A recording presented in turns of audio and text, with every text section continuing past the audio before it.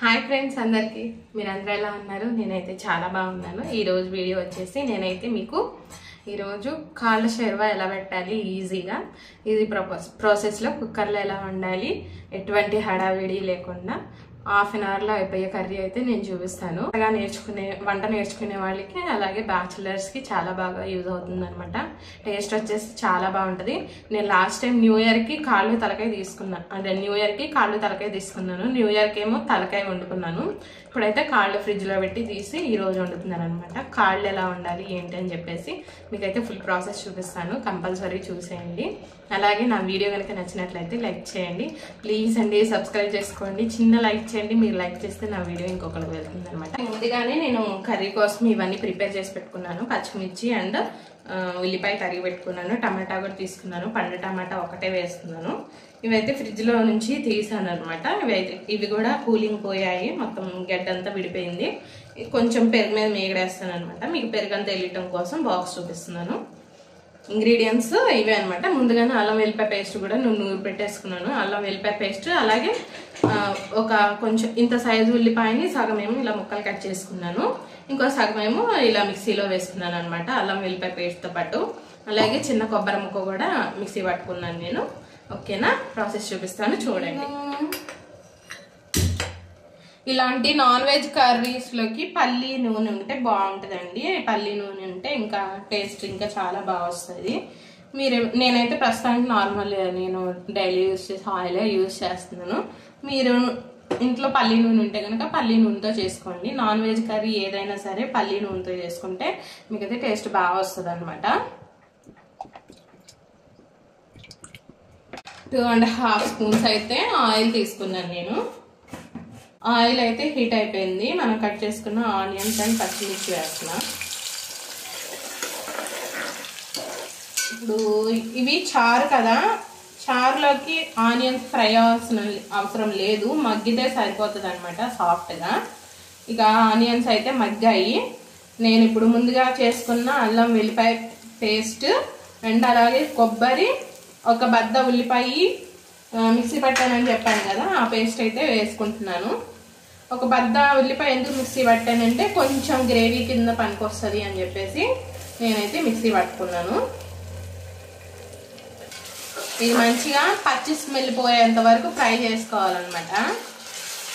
బాగుంటుంది, compulsory try చేయండి. ఇలాగా టమాటా తీసుకుంటున్నాను. ఫుల్గా ఒక టమాటా వేస్తున్నాను అనమాట. మంచిగా పండింది.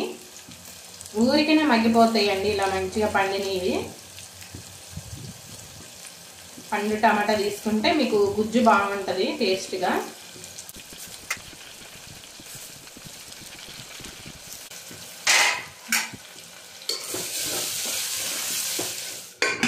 విజిల్ తీసేసి తిప్పైతే మూత పెట్టా.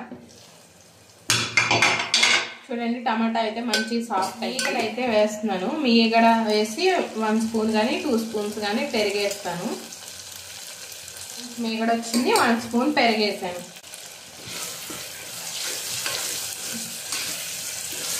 ముక్కల్లో వేసాను. గ్రేవీకి సరిపడినంత పసుపు, కారం 2 స్పూన్స్ వేస్తున్నాను. వేసిన ఉప్పు, పసుపు, కారం ఫ్రై అవ్వాలన్నమాట. ఇవన్నీ ఫ్రై అయ్యి ఆయిల్ మాత్రం పైకి వచ్చిన తర్వాత మనం ఉడకబెట్టుకున్న కాళ్ళు ఉన్నాయి కదా అవి వేసుకోవాలి. ఇది ఫ్రై అవడం కోసం ఒక 5 మినిట్స్ అయితే దీనిపైన మూత పెట్టుకుందాం. ఎందుకంటే ఇదైతే ఫ్రై అయిపోయింది. చూసారు కదా, ఆయిల్ అయితే పైకి వచ్చేసింది. ఇప్పుడు దీనిలో ఇవి ఉడకబెట్టుకున్న ఈ కాళ్ళు అయితే వేసేయాలి. నేనైతే 3 విజిల్స్ రానిచ్చాను ఫస్ట్. మటన్కి మినిమం ఒక 8 విజిల్స్ అన్నా రావాలి. అది లేతదైనా కానీ ముదురుదైనా కానీ మీడియందైనా. ముదురుదైతే 10 విజిల్స్ రావాలి. మీడియము లేత అనుకుంటే దానికి ఒక మినిమం 8 విజిల్స్ రావాలి. నేను ఆల్రెడీ 3 విజిల్స్ పెట్టాను. ఇప్పుడు ఒక 5 కానీ 6 కానీ పెడతాను అనమాట విజిల్స్. ఒకసారి మసాలా ఇది మొత్తం కలిసేంత వరకు తిప్పుకోవాలి. చూసారు కదా, మంచిగా మసాలా అయితే పట్టేసింది. ఇప్పుడు దీనిలో మనకి పులుసుకు కావాల్సినంత వాటర్ వేసుకోవాలి.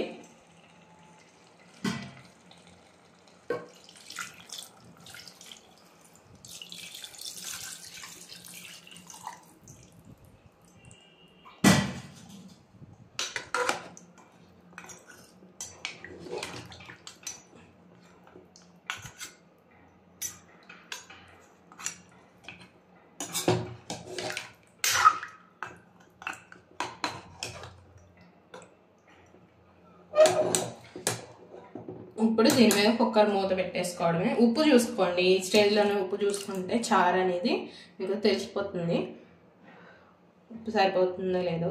నాకైతే కొంచెం ఉప్పు తగ్గింది, అందుకే మళ్ళీ కొంచెం వేస్తున్నా. చాలా బాగుందండి అసలు, టేస్ట్ అయితే సూపర్ ఉంటుంది. ఇది వండుకొని వేడి వేడి అన్నంలో తినేస్తాను అనమాట. పక్కనే పొయ్యి మీద అన్నం కూడా ఉడికిచ్చేస్తున్నాను. ఈలోపు మా వారు వస్తారు, మా వారిని కలిసి తినేస్తాము. ఇప్పుడైతే దీనిపైన కుక్కర్ మూత పెట్టేస్తాను. ఇందులో తీసిన విజిల్ ఉంది కదా, అది కూడా పెట్టాలి. కొంచెం స్టవ్ని హైలో పెట్టుకుంటున్నా, హై కాదు మీడియంలో పెట్టుకున్నా. మీడియంలో ఉడికితే ఏంటంటే విజిల్స్ మంచిగా మనకి ముక్క బాగా ఉడుకుతుంది, పీస్గా చాలా బాగుంటుంది అసలు, జ్యూసీగా. మీడియంలో పెట్టుకొని హై ఫ్లేమ్లో పెడితే ఏంటంటే విజిల్ వస్తుంది కానీ ముక్క సరిగ్గా ఉడకదు. అందుకని లో ఫ్లేమ్లో అంటే మీడియంలో పెట్టుకుంటే మంచిగా మీకు ముక్క ఉడుకుతుంది, బాగుంటుంది. 6 విజిల్స్ అయితే వచ్చేసాయి. నేనైతే స్టవ్ ఆఫ్ చేసేస్తున్నాను. ఇప్పుడు దీనిలో గాలి మొత్తం దాని అంతా అది పోయేంత వరకు కూడా వెయిట్ చేసి మూత అయితే తీసేద్దాం. దీని ఆవిరి మొత్తం పోయిందనమాట, చూసారు కదా, ఆవిరి మొత్తం వెళ్ళిపోయింది. ఇప్పుడైతే ఓపెన్ చేస్తున్నాను.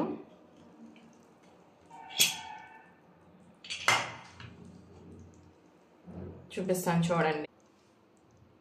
చూసారు కదా ఎంత బాగా అయిందో. ఇప్పుడు దీనిలో మళ్ళీ స్టవ్ వెలిగించి కొంచెం ధనియాల పౌడర్ వేస్తాను. ఎంత బాగా ఉందో చూపిస్తాను చూడండి దగ్గర.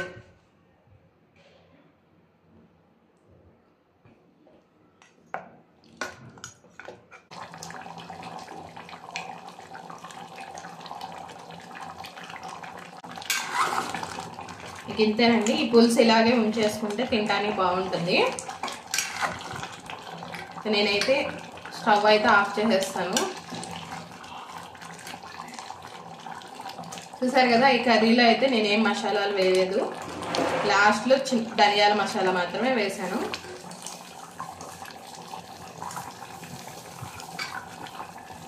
ముక్క అయితే చాలా మెత్తగా ఉడికింది, స్మెల్ చాలా మంచిగా వస్తుంది అసలు. మీరు కంపల్సరీ ట్రై చేయండి.